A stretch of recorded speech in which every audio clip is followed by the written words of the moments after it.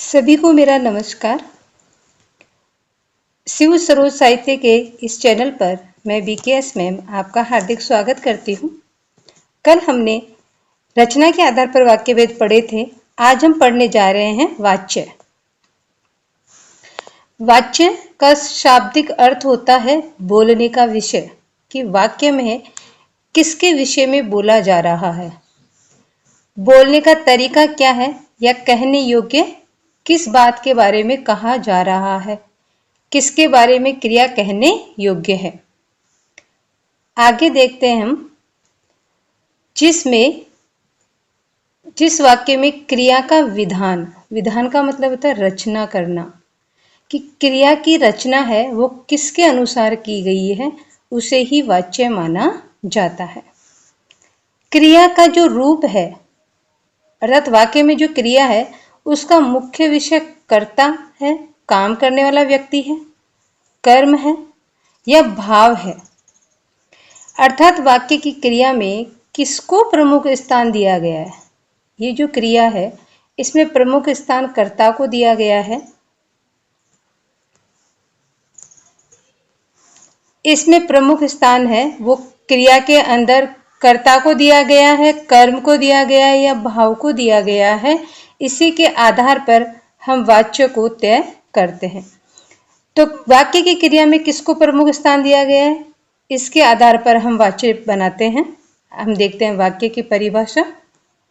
वाच्य की परिभाषा, क्रिया के जिस रूप से यह पता चले कि क्रिया का मुख्य विषय कर्ता है, कर्म है या भाव है, उसे हम क्या कहते हैं, वाच्य कहते हैं।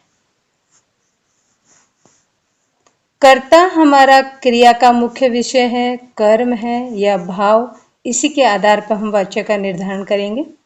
वाच्य के 3 भेद इन्हीं के आधार पर माने गए हैं। वाक्य में यदि कर्ता का प्रमुख स्थान है तो वो कृतवाच्य माना गया है, यदि उसमें कर्म का प्रमुख स्थान है तो उसे कर्मवाच्य माना गया है, और यदि क्रिया में भाव को प्रमुख स्थान दिया गया है तो वह हमारा भाववाच्य है। अब हम पहचानेंगे कैसे कि कौन सा क्या है। क्रिया में जो लिंग, वचन और पुरुष आएंगे वो क्रिया में इन्हीं के अनुसार आएंगे। यदि कर्ता है प्रमुख हमारा तो वो लिंग, वचन और पुरुष हैं वो कर्ता के अनुसार ही आएंगे। यदि हमारा कर्म है प्रमुख तो लिंग, वचन, पुरुष कर्म के हिसाब से आएंगे, और भाव प्रमुख है तो भाव के अनुसार ही हम उनका प्रयोग करेंगे। आगे हम देखते हैं कृतवाच्य किसे कहते हैं।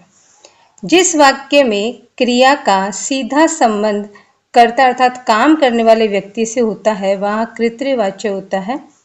यदि हम क्रिया के साथ कौन या किसने प्रश्न करते हैं और जो हमें उत्तर मिलता है वो हमारा कृतवाच्य कहलाता है। उदाहरणों में हम देखें तो राम मैदान में खेल रहा है। राम मैदान में खेल रहा है तो हमारे यहाँ खेल रहा है क्रिया किसके हिसाब से आई है, राम के हिसाब से। पढ़ती है किसके हिसाब से आई है, रितिका के हिसाब से। क्यों?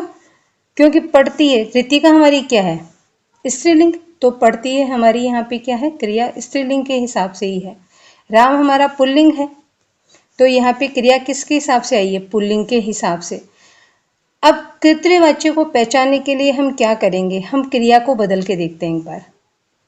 राम मैदान में खेल रहा है, हम राम की जगह क्या कर देते हैं, सीता कर देते हैं।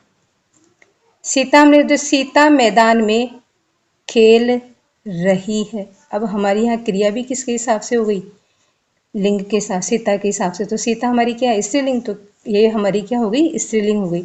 अब हम एक बार और बदल के देखते हैं, राम की जगह हम कर देते हैं वे मैदान में, वे बहुवचन कर देते हैं तो मैदान में खेल रहे हैं, तो हमारे यहाँ क्रिया इस बहुवचन के हिसाब से बदल जाएगी। यदि कर्ता को बदलते ही, यह आप ध्यान रखेंगे, आपने कर्ता बदला और कर्ता बदलते ही आपकी क्रिया भी बदल गई तो वो कौन सा कहलाएगा हमारा, वो कहलाएगा हमारा कृतवाच्य। ये आप ध्यान रखेंगे। इसमें क्रिया में लिंग, वचन है वो कर्ता के अनुसार ही प्रयोग किए जाएंगे, यह भी हमने बात की। एक पहचाने वाला, अब यहाँ पे देखिए क्या आया है, हम कारक जब पढ़ते हैं तो हम पढ़ते हैं कर्ता ने। कर्ता जहाँ होता है वहाँ कौन सी विभक्ति आती है? ने। तो ये भी इसको पहचानने का तरीका है कि जहाँ ने विभक्ति आएगी वह हमारा कौन सा वाच्य होगा? वह हमारा कृत्रिवाच्य होगा। कई बार बिना विभक्ति भी आता है। अब देखो हम दोनों उदाहरण यहाँ पे, यहाँ ने विभक्ति आई है तो यहाँ आसानी से हम पहचान सकते हैं ने विभक्ति आते हैं।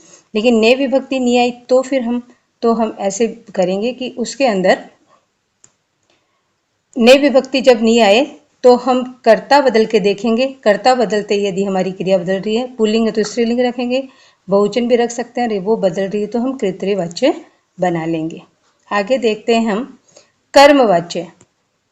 कर्मवाच्य में क्रिया का सीधा संबंध कर्म से होता है। अब सीधा संबंध कर्म से है तो वहां पे कौन सा वाच्य होगा? कर्मवाच्य होगा।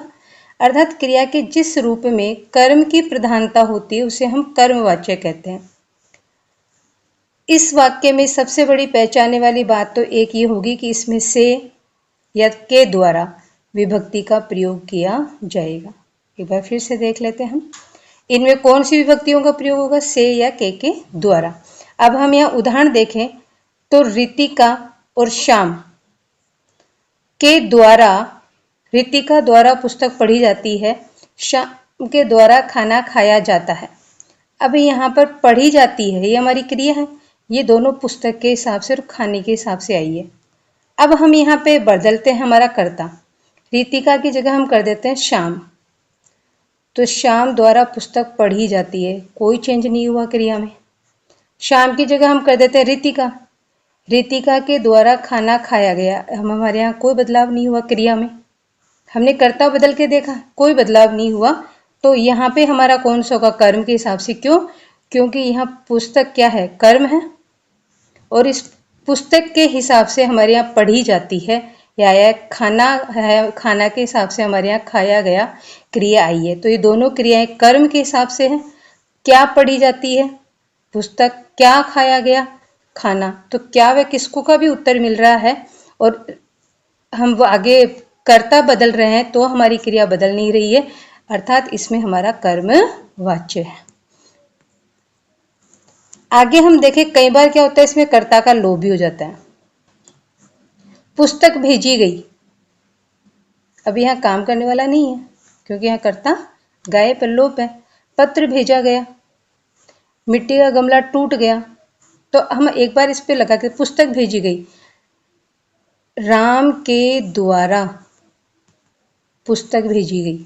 अब राम की जगह हम गीता कर दे, गीता के द्वारा पुस्तक भेजी गई, कोई बदलाव नहीं हो रहा। अर्थात भेजा, क्या भेजा गया? क्या का उत्तर भेजी गई, क्या भेजी गई? पुस्तक। भेजा, क्या भेजा? पत्र। क्या टूट गया? मिट्टी का गमला।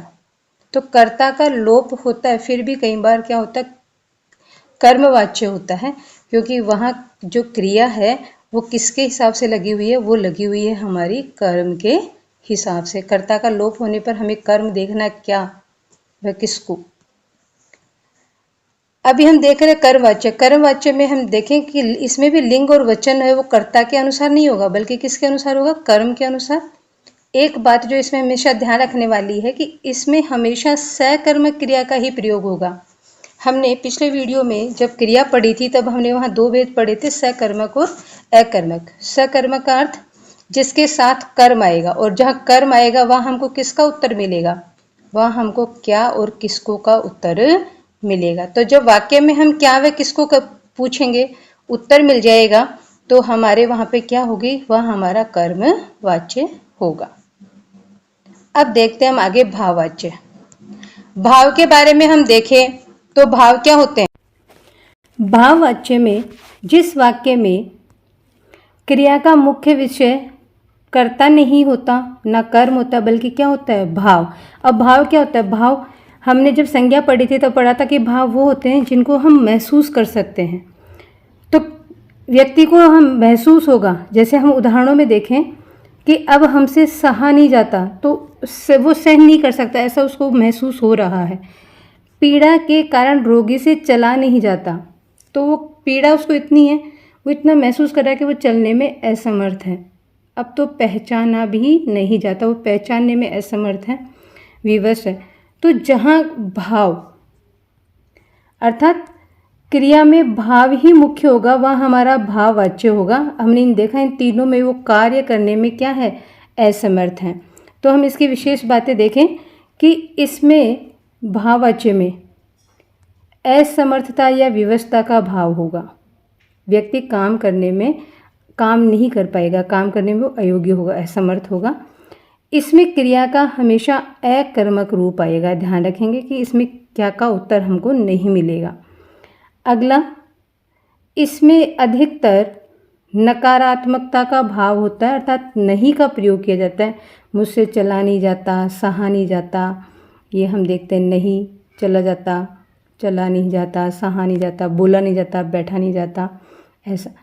कई बार क्या होता है, इस भाववाच्य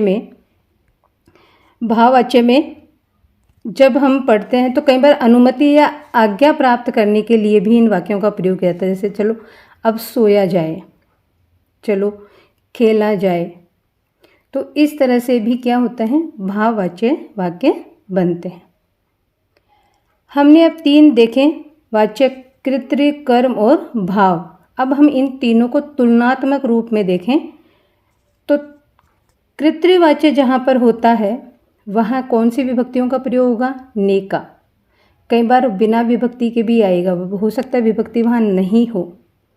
वहाँ जो क्रिया का सीधा संबंध होगा किससे होगा, कर्ता से। तो लिंग और वचन भी किसके हिसाब से प्रयोग होंगे क्रिया में, कर्ता के हिसाब से। और इसमें कौन व किसने प्रश्न लगाने पर हमें उत्तर मिलेगा। अगला जो है हमारा वो होगा कर्मवाच्य। इसमें जो कारक की विभक्तियां प्रयोग में की जाएंगी उससे या के द्वारा। इसमें जो क्रिया का प्रमुख भाव सीधा संबंध होगा वो कर्म से होगा, और लिंग और वचन ये दोनों हमारे कर्म के अनुसार ही आएंगे। इसमें हम कर्ता का कोई संबंध इससे नहीं होगा, कर्ता बदलने पर भी इस पर कोई प्रभाव नहीं पड़ेगा। आगे हम देखें तो इसमें क्या व किसको हम लगाएंगे तो उसका उत्तर हमें मिल जाएगा, क्या, कर्म। हमने जब एक कर्मक द्विकर्मक पढ़े थे तब उसमें क्या व किसको हमने पढ़ा था। आगे देखते हैं भाववाच्य। भाववाच्य में भी विभक्तियाँ आएंगी से, के द्वारा। उसके द्वारा चला नहीं जाता, मुझसे बैठा नहीं जाता। तो इसमें क्रिया का प्रमुख विषय क्या होगा, भाव। इसमें अधिकतर असमर्थता व विवशता का भाव होगा और नकारात्मकता का या निषेधात्मकता का प्रयोग किया जाएगा। अतः इस तरह हमने आज वाच्य पढ़े। वाच्य पढ़ने के लिए आपका बहुत बहुत धन्यवाद।